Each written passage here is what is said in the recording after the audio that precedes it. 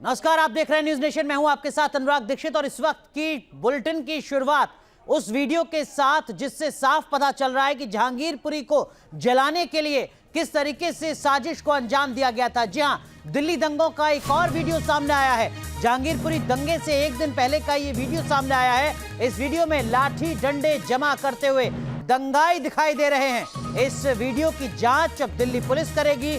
वो वीडियो हम आपको दिखाते हैं। ये एक्सक्लूसिव तस्वीर सामने आई है, सीसीटीवी फुटेज सामने आया है, जिसको आप देखकर अंदाजा लगा सकते हैं कि किस तरीके से 15 अप्रैल की रात की ये तस्वीर है। और इस वीडियो में दंगाई लाठी डंडे इकट्ठे करते हुए नजर आ रहे हैं। दिल्ली दंगों का ये एक और वीडियो है। जहांगीरपुरी में दंगे होते हैं और उससे एक दिन पहले का ये वीडियो अब सामने आया है, जिसमें ये दंगाई लाठी डंडे जमा करते हुए दिखाई दे रहे हैं।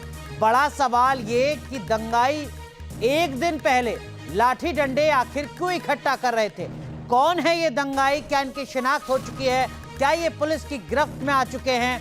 किस तरीके से साजिश को अंजाम दिया गया? बहुत सारे बड़े सवाल हैं जो इस वक्त खड़े हो रहे हैं। इस नए वीडियो के सामने आने के बाद दो तस्वीरें हम आपको दिखा रहे हैं। एक तरफ 15 अप्रैल की तस्वीर है और दूसरी तरफ अगले दिन यानी 16 अप्रैल की तस्वीर है, जब दंगाइयों ने जहांगीरपुरी में आग लगा दी थी, दंगा भड़का दिया था। उससे पहले 15 अप्रैल को दंगे की तैयारी करते हुए दंगाई नजर आ रहे हैं। लाठी डंडे इकट्ठे करते हुए नजर आ रहे हैं। अलग अलग जगहों पर जहां पर भी उनको लाठी डंडे नजर आ रहे हैं, उनको वो इकट्ठा कर रहे हैं। और देखिए, इस वीडियो में 5-6 शख्स हैं, यानी कोई इकलौता सिरफरा शख्स नहीं है जो रात में ऐसे ही लाठी डंडे इकट्ठा करता हुआ घूमता हुआ नजर आ रहा है। ये सुनियोजित साजिश का हिस्सा है जो वीडियो इस वक्त हम आपको दिखा रहे हैं। ये जहांगीरपुरी के दंगों से एक दिन पहले की वीडियो है, जिसमें दंगाई नजर आ रहे हैं जिनके हाथ में लाठी डंडे हैं, जो लगातार इसी तरीके से लाठी डंडों को इकट्ठा करते हुए नजर आ रहे हैं, जमा करते हुए नजर आ रहे हैं। अब इस वीडियो के सामने आने के बाद दिल्ली पुलिस की तरफ से जांच करने का वादा किया गया है। इस वीडियो से बड़े अहम खुलासे सामने हो रहे हैं। किस तरीके से जहांगीरपुरी को जलाने की जो साजिश दंगाइयों ने की थी, उस पर काम दरअसल में एक दिन पहले से शुरू हो गया था। लाठी डंडों को इकट्ठा करने का, उनको जमा करने का काम शुरू हो गया था। इस बात की तस्दीक ये वीडियो कर रही है जो इस वक्त हम आपको न्यूज नेशन पर दिखा रहे हैं। 16 अप्रैल को जहांगीरपुरी में दंगा होता है और उससे एक दिन पहले 15 अप्रैल की वीडियो इस वक्त हम आपको दिखा रहे हैं, जिस वीडियो में 5 से 6 दंगाई नजर आ रहे हैं जो रात के अंधेरे में लाठी डंडों को जमा करने की कोशिश कर रहे हैं। और उसका असर क्या होता है वो इस वीडियो में आप देखिए जरा। ये तस्वीर जहांगीरपुरी के दंगे की है। दो तस्वीर इस वक्त हम आपको दिखा रहे हैं। एक तरफ जहांगीरपुरी में जब दंगा होता है तो छतों से भक्तों के ऊपर, शोभा यात्रा के ऊपर पथराव किया जाता है। वहीं दूसरी तरफ एक दिन पहले लाठी डंडे जमा किए जा रहे हैं। सीधा रुख करते हमारे सहयोगी रुमान हमारे साथ जुड़ चुके हैं जो हर अपडेट आप तक पहुंचा रहे हैं। रुमान, ये वीडियो जो इस वक्त न्यूज नेशन दिखा रहा है, ये बहुत कुछ कहता है और बहुत सवालों को पैदा भी करता है। सवाल ये कि क्या इनकी तफ्तीश हो चुकी है? कौन है ये दंगाई? क्या ये पुलिस की गिरफ्त में आ चुके हैं? और क्या ये जहांगीरपुरी के उसी सी ब्लॉक के आसपास का इलाका है जहां का ये वीडियो है, जहां जहांगीरपुरी को जलते हुए पूरे देश ने देखा?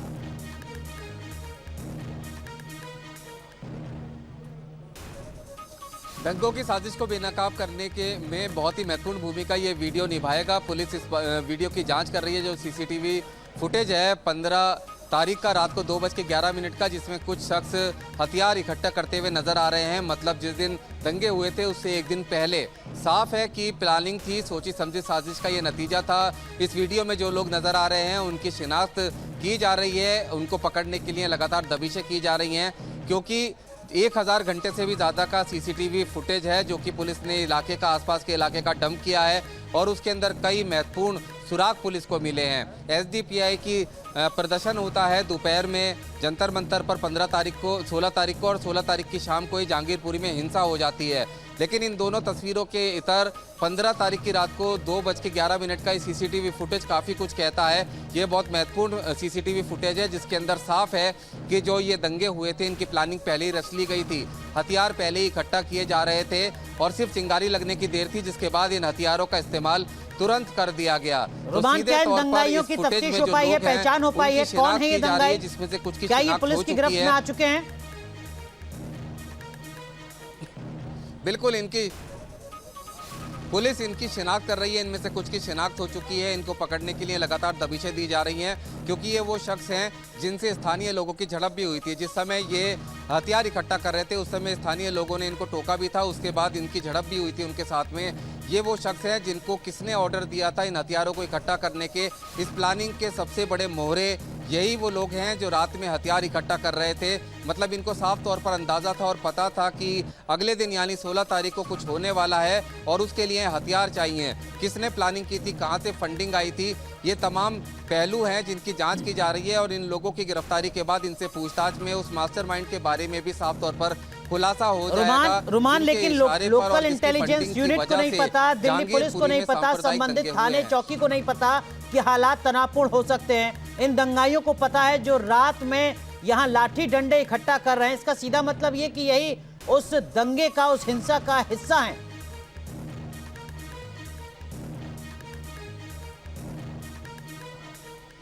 देखिए बिल्कुल, हनुमान जयंती की शोभा यात्रा को लेकर पूरी दिल्ली में अलर्ट था। जो खुफिया इनपुट थे वो भी लगातार जुटाए जा रहे थे। कई संवेदनशील इलाके भी चिन्हित किए गए थे, जिसमें से ये जहांगीरपुरी का इलाका भी एक था और इसी वजह से पुलिस का बंदोबस्त पूरी तरह से पुख्ता किया गया था।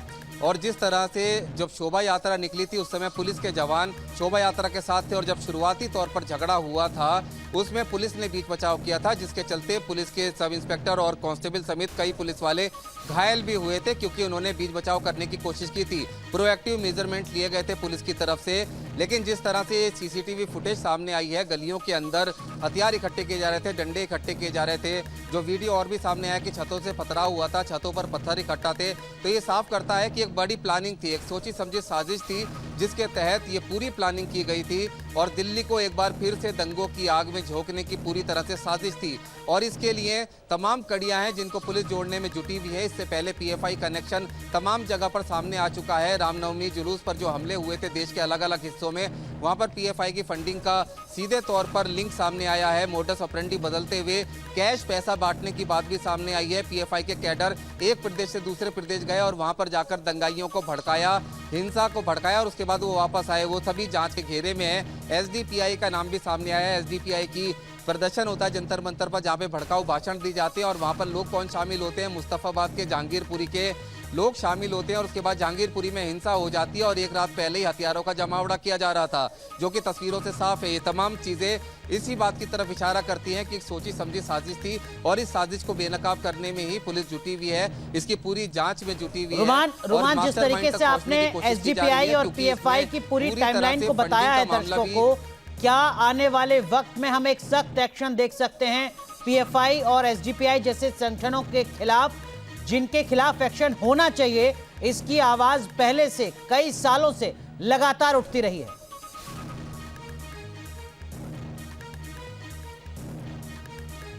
देखिए बिल्कुल, पीएफआई का जो संगठन है वो हाथरस हिंसा हो, दिल्ली दंगे हो, शाहीन बाग प्रोटेस्ट हो, एंटी-सीए प्रोटेस्ट हो, देश भर में रामनवमी पर होने वाले जुलूस पर पथराव हो, या फिर अब ये कहना गलत नहीं होगा कि हनुमान जयंती के जो शोभा यात्रा थी उस पर जहांगीरपुरी में पथराव में भी डायरेक्ट या इनडायरेक्टली पीएफआई और एसडीपीआई का हाथ है। पीएफआई के खिलाफ 2010 में सबसे पहली बार डोजियर बनाया गया था। सरकार को जानकारी दी गई थी कि इस तरह की देश विरोधी गतिविधियों में, दंगे कराने की गतिविधियों में पीएफआई शामिल है। एनआईए ने साल 2017 में भी एक डोजियर और सौंपा था सरकार को 2020 में, जिसमें और कुछ चीजें ऐड की गई थी। अब जो सोर्स बता रहे हैं उसके मुताबिक केंद्र सरकार अब एक मीटिंग करने जा रही है जिसमें इन डोजियर पर चर्चा होगी और पीएफआई पर, चूंकि देश के कई राज्यों में पीएफआई पर बैन है, सेंट्रलाइज्ड बैन लगाने की बात कही जा रही है। एसडीपीआई का भी तमाम जगह पर रोल सामने आया है।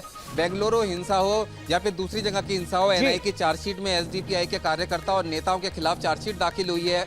बेंगलोर हिंसा भड़काने में एसडीपीआई का पूरी तरह से रोल सामने आया था और अब एक बार फिर से एसडीपीआई शक के घेरे में है। जांच की जा रही है और जांच के बाद सबूत ये वो संगठन है जो दक्षिण से लेकर उत्तर तक भारत में एक बड़ा एक्शन, एक के बाद एक दंगा करने की साजिश, देश को दहलाने की साजिश करते हुए नजर आ रहे हैं।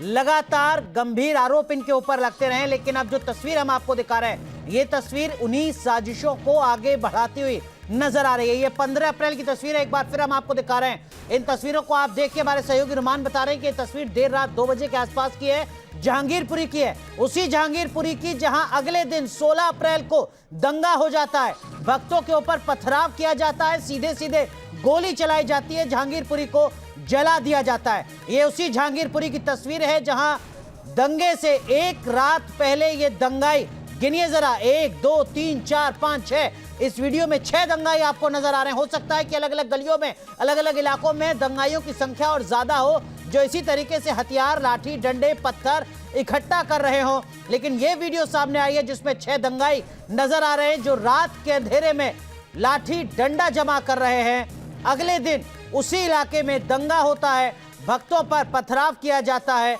जहांगीरपुरी को जला दिया जाता है। यह तस्वीर इस वक्त बड़े सवाल खड़े कर रही है, किस तरीके से जहांगीरपुरी की हिंसा, जहांगीरपुरी का दंगा एक सोची समझी साजिश थी जिसकी तैयारी पहले से की जा रही थी। रुमान, ये तो सिर्फ एक वीडियो है जो 24 घंटे पहले की है, या कहिए एक दिन पहले रात की तस्वीर सामने आई है, लेकिन लगातार जो जानकारी मिल रही है उससे तो ऐसा लग रहा है कि इस तरीके की हिंसा को लेकर जो तैयारी है एसडीपीआई, पीएफआई और तमाम जो कट्टर संगठन है उनकी काफी पहले से चल रही है। सिर्फ जहांगीरपुरी के लिए नहीं, करौली की तस्वीर हमने देखी है, खरगोन की तस्वीर हमने देखी है। देश के अलग अलग राज्यों में पिछले 15 से 20 दिन में इसी तरीके की हिंसा और इसी तरीके का पैटर्न नजर आ रहा है।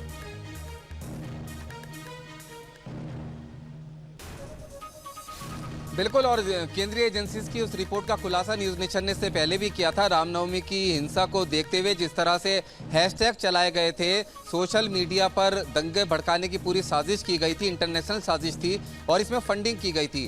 पीएफआई के कार्यकर्ता गुजरात में गिरफ्तार हुए हैं जो कि पैसा बांट रहे थे सोशल सर्विसेज के नाम पर।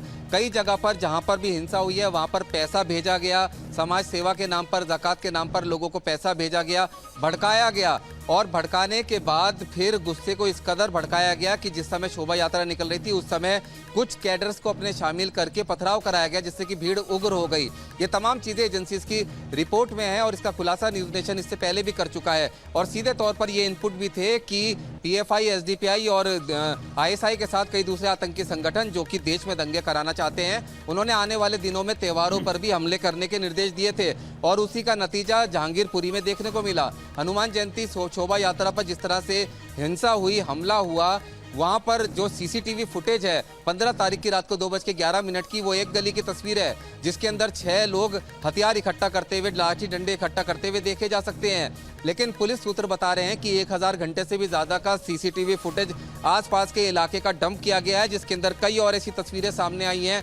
कई और लोग नजर आए हैं जो कि पत्थर ले जाते हुए नजर आए हैं या फिर हिंसा से एक दिन पहले डंडे इकट्ठे करते हुए नजर आए हैं, क्योंकि इससे साफ हो जाता है कि एक गहरी साजिश थी और साजिश को एग्जीक्यूट करने का चरणबद्ध तरीके से काम किया जा रहा था और जब पूरी तरह से एग्जीक्यूट हो गया वो साजिश, तब उसके बाद भड़काऊ भाषण देके, भड़काने वाले बयान देकर लोगों को भड़काकर पथराव किया गया और उसके बाद फिर हिंसा को भड़काया गया। लेकिन पुलिस ने वक्त रहते मुस्तैदी के चलते पुलिस की हिंसा को बढ़ने से रोक लिया गया। लेकिन ये साजिश सिर्फ जहांगीरपुरी में नहीं बल्कि देश के अलग अलग कई हिस्सों में और दिल्ली में भी कई हिस्सों में थी जिनको नाकाम किया गया है। लेकिन अब जहांगीरपुरी हिंसा के जो असली आरोपी हैं उनकी शिनाख्त करने में पुलिस जुटी है। साल 2010 प्रोफेसर टीजे जोसेफ जो एक आपत्तिजनक बयान के चलते जेल जाते हैं, जैसे ही वो जमानत पर बाहर आते हैं उनका हाथ काट दिया जाता है।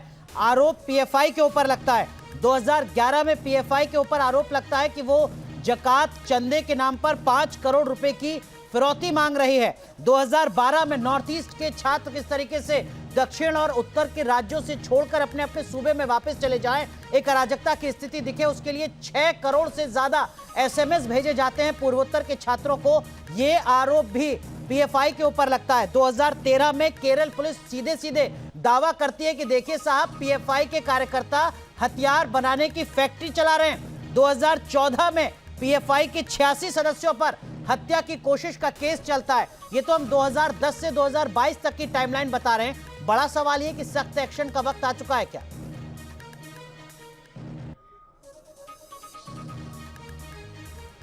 देखिए, बिल्कुल ये तमाम इतिहास है पीएफआई का जो आपने बताया, लेकिन सबसे महत्वपूर्ण चीज रामनवमी पर जो हिंसा हुई थी उससे पहले जब हिजाब मुद्दा चल रहा था उस समय दक्षिण भारत में हिजाब मुद्दे को भड़काने में पीएफआई का अहम रोल था। किसी तरह से सांप्रदायिक दंगे इसके जरिए कराना चाहती थी और सिर्फ इतना ही नहीं, उत्तर भारत तक हिजाब के मुद्दे को पहुंचाने के लिए उत्तर भारत में सक्रिय कुछ संगठनों के साथ गठजोड़ करके इस मुद्दे को नॉर्थ भारत में भी फैलाने की पूरी कोशिश की गई थी।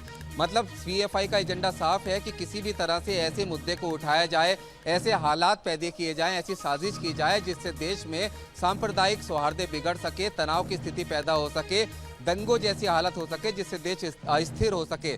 और यही उसने रामनवमी पर जुलूस के दौरान जो जगह जगह पर हिंसा हुई वो सोची समझी प्लानिंग का नतीजा था। वरना देश के अलग अलग कोनों में उत्तर भारत से लेकर दक्षिण भारत तक एक ही दिन एक जैसी पैटर्न में हिंसा होती है। बिल्कुल रोमान, चाहे केरल हो या कर्नाटक, काफी दिल्ली हो या उत्तर प्रदेश, पीएफआई का नेटवर्क एक जैसा नजर आता है। पीएफआई की साजिश का पैटर्न एक जैसा नजर आता है। दक्षिण और उत्तर में कहीं कोई अंतर नहीं है। मकसद सिर्फ यही कि देश को कैसे हिंसा की आग में झोंक दिया जाए।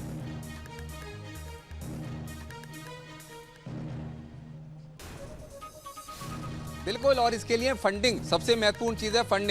फंडिंग बाहर से भी आ रही है, हवाला के जरिए भी फंडिंग आई है। कई बार पीएफआई की और एसडीपीआई की फंडिंग को लेकर जांच में कई अहम चौंकाने वाले खुलासे सामने आए हैं। एंटी-सीए प्रोटेस्ट के दौरान सीधे तौर पर पीएफआई के सदस्यों के अकाउंट में लाखों करोड़ों रुपए की रकम आई थी, जिसका एंटी-सीए प्रोटेस्ट के दौरान एनआरकी फैलाने के लिए इस्तेमाल किया जा रहा था। शाहीन बाग प्रोटेस्ट हो या देश के अलग अलग हिस्सों में। मैं आपको रोक रहा हूं, मैं लौटूंगा आपके पास। देखिए, ये तो हम एक बड़ी और खतरनाक तस्वीर को समझाने की कोशिश कर रहे हैं अपने दर्शकों को एसडीपीआई और पीएफआई की बात करके, लेकिन दिल्ली दंगों से जुड़ी इस वक्त की एक बड़ी खबर, दंगे के आरोपी अंसार की नई तस्वीर सामने आई है। इस तस्वीर में हथियारों के साथ दिख रहा है आरोपी अंसार, नोट लहराते हुए भी आरोपी अंसार दिख रहा है यहां पर, और तस्वीर में हथियार के साथ भी आरोपी अंसार दिख रहा है। रुमान, आरोपी अंसार तो सिर्फ मोहरा हो सकता है पीएफआई का, एसडीपीआई का, लेकिन बड़ा सवाल यह कि ऐसे मोहरों के पास पैसा, शराब, हथियार, ये सब कैसे आ रहा है, जो कहता है कि मैं तो साहब एक गरीब कबाड़ी हूं।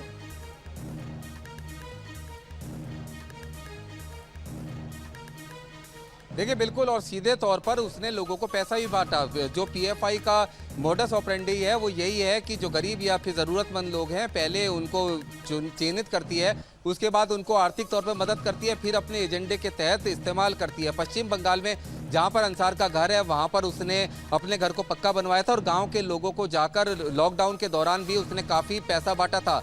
मतलब सीधे तौर पर अपने जहांगीरपुरी के इलाके में भी वो लोगों को पैसा देकर मदद करता रहता था। मतलब एक ऐसा माहौल वो बनाता था कि उसके इशारे पर लोग करने को कुछ भी तैयार हो जाएं। अंसार जिस तरह से सामने इसका तमाम तस्वीरें सामने आई हैं, लग्जरी कार में सामने आया। हालांकि लग्जरी कार के बारे में बताया कि इसने ब्याज पर किसी को पैसा दिया था और उसके बदले में उसकी लग्जरी कार अपने पास रखी थी। लेकिन जिस तरह से शराब की बोतलें, हथियार और सोने की चेनें पहने हुए इसके तमाम लेविश लाइफ स्टाइल के फोटो सामने आए हैं, तो पैसा इसके पास आ रहा था। इसके अकाउंट्स की जांच की जा रही है कि कहां से पैसा आया था, क्योंकि ये जहांगीरपुरी में जो हिंसा हुई है इसके हवाला नेटवर्क के से भी पुलिस इनकार नहीं कर रही है। हवाला के जरिए भी पैसा आया था। तमाम जो आरोपी पकड़े गए उनके बैंक अकाउंट्स को खंगाला जा रहा है और जल्दी पुलिस का कहना है कि अगर फंडिंग हुई थी तो फंडिंग के स्रोत का पता लगा लिया जाएगा। लेकिन एक महत्वपूर्ण बात मैं आपको बताना चाहूंगा कि इस बार रामनवमी पर जो हिंसा हुई थी और जो जहांगीरपुरी में हिंसा हुई है, इसमें पीएफआई ने एजेंसीज के मुताबिक अपना पैटर्न बदला है। मनी ट्रेल के जरिए इनके बारे में पता चल जाता था, इनके एजेंट्स पकड़े जाते थे। इस बार इन्होंने कैश पैसा बांटा है जिसके लिए हवाला नेटवर्क का इस्तेमाल किया गया है। अहम जानकारी आप साझा कर रहे हैं।